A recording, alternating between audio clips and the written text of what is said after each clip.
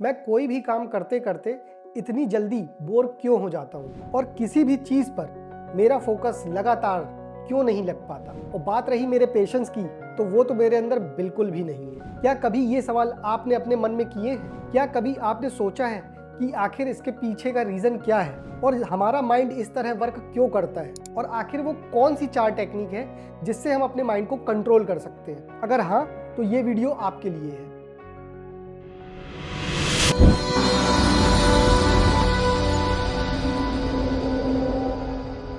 दोस्तों, महान संत कबीर दास जी ने कहा है अपने एक दोहे में कि काल करे सो आज करे सो अब, पल में प्रलय होएगी बहुरी करेगा कब। मतलब कि जो काम हमने कल के लिए रखा है उसे आज ही कर लेना चाहिए, और जो काम हमें आज करना है उसे अभी कर लो, क्योंकि आगे के समय का हमें कोई भी पता नहीं।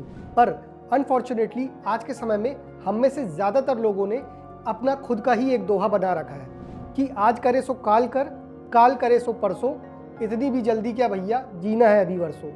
मतलब कि आज जो हमें करना है वो हम कल पे टाल देते हैं, और कल का काम हम परसों पे टाल देते हैं, और ये लूप निरंतर चलता रहता है। और इसी लूप में हम लोग फंस के रह जाते हैं, जो कि कंटिन्यूअसली चलता रहता है। आज की डेट में काम को कल पे टाल देना ज़्यादातर लोग की आदत में शामिल हो गया है, और तो और साथ में लोगों का फोकस लेवल भी दिनों दिन कम होता जा रहा है, और लोग अपने गोल्स को टाइम पे अचीव भी नहीं कर पा रहे। लेकिन जब आप इन सारी प्रॉब्लम्स की एक जड़ को देखेंगे तो आप पाएंगे कि इसका रीज़न सिर्फ ये है कि हमारे मन में कंट्रोल ना होना। और सीधी सी बात है कि वो मन ही है जो हमारा एक बहुत अच्छा मित्र भी बन सकता है और शत्रु भी। अगर मन के साथ आपका कॉम्प्लेक्स और टॉक्सिक रिलेशन है तो ये आप पर कंट्रोल करेगा, और वहीं अगर आपका अपने मन के साथ एक हेल्दी और पॉजिटिव रिलेशन है तो आप अपने मन पे कंट्रोल करेंगे। दोस्तों, एक बात आपको समझ लेना चाहिए कि वो हमारा माइंड ही है जो सबसे पहले हमें सपने दिखाता है। हमारा माइंड ही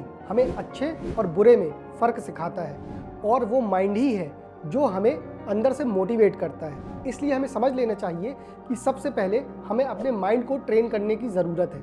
लेकिन आखिर इतने सारे डिस्ट्रैक्शन के बीच में हम अपने माइंड को ट्रेन करें कैसे? तो उसके लिए 4 टेक्निक्स हैं। आइए उन चारों टेक्निक्स को एक एक करके देखते हैं। जिसमें नंबर 1 टेक्निक है कि हमें अपनी 5 इंद्रियों को कंट्रोल में रखना है। 5 इंद्रियों का अर्थ होता है कि हमारे 5 सेंसेस। हमारे 5 सेंसेस कौन से हैं? मतलब कि आँख, कान, नाक, जीवा और हमारी त्वचा।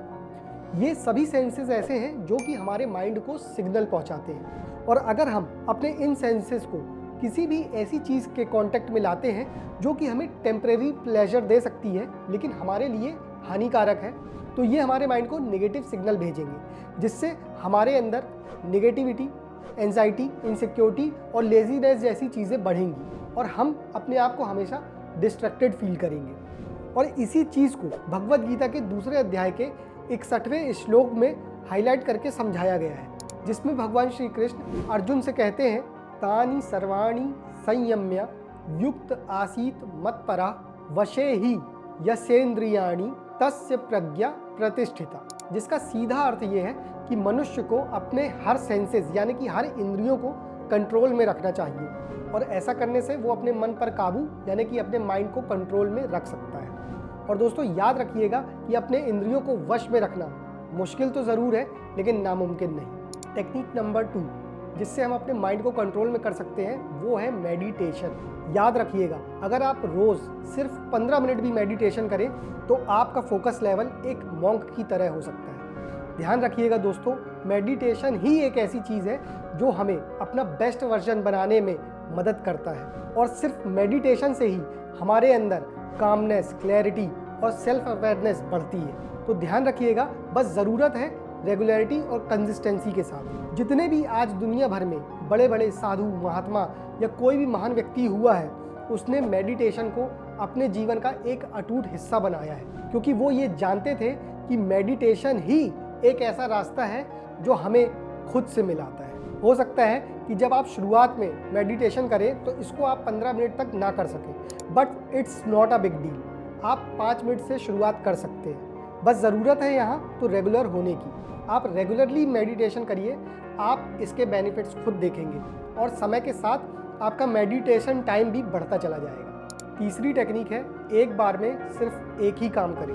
मल्टीटास्किंग होना गलत बात नहीं है, लेकिन मल्टीटास्किंग के चक्कर में एक काम भी ढंग से ना कर पाना बहुत गलत बात है। ध्यान रखिएगा दोस्तों, जब भी हम 3 से 4 काम एक साथ करते हैं तो हमारा माइंड किसी भी एक कार्य में फोकस नहीं हो पाता है और हम इसलिए कोई भी एक काम परफेक्टली अच्छे ढंग से नहीं कर पाते और ये धीरे धीरे हमारे अंदर सेल्फ डाउट क्रिएट करने लगता है, जिससे हमारा कॉन्फिडेंस लेवल भी कम होने लगता है और हम ना चाहते हुए भी खुद को दोषी मानने लगते हैं। इसलिए ध्यान रखिए, सिर्फ एक बार में एक काम ही करिए। आप खुद पाएंगे कि इससे आपकी प्रोडक्टिविटी भी बढ़ेगी, एफिशिएंसी भी बढ़ेगी और साथ में आपका सेल्फ कॉन्फिडेंस भी बढ़ेगा। फोर्थ टेक्निक है दोस्तों, अपनी लाइफ स्टाइल को बेटर करके।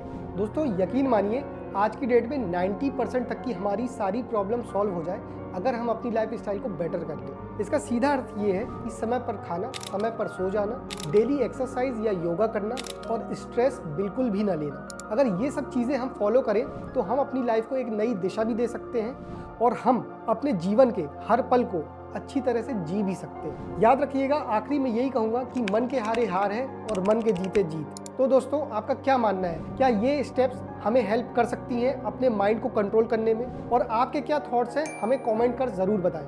वीडियो को लाइक शेयर ज़रूर करें और साथ में चैनल को अभी सब्सक्राइब कर लें। हर हर महादेव।